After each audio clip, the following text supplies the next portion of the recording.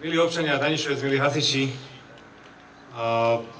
naozaj je mi obrovskou cťou, že dnes sa tu môžeme stretnúť, aby sme odovzdali toto nové hasičské auto. Pretože po zásluhe Danišovce každá obec, ktorá vlastne sa stala súčasťou tohto zoznamu, vlastne musela preukázať výsledky, tradíciu a dlhoročnú prácu v tejto oblasti, aby vlastne to auto malo význam odovzdať do tejto obce. Danišovce patria medzi najlepšie zbory v okolí a preto sme ich nemohli vynechať. Ja sa veľmi teším, že to auto bude na úžitok. Chlapi vedia už v tejto chvíli, čo s ním presne budú robiť.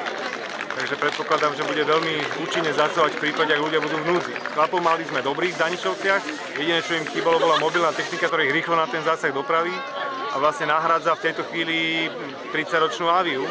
Takže to bol najvyšší čas, aby dostali nové auto. Ďakujeme.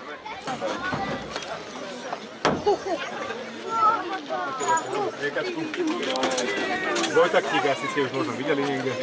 No, urobená. Takže z toho sa osobitne teším, toho robí vyslovene aj vlastný motor, ako je to dvojtakt a vlastne vyslovene urobený na striekačku.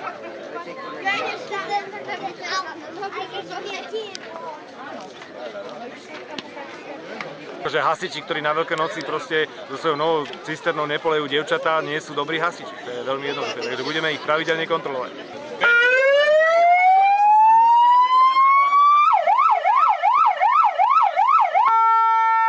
Zastrójnik musí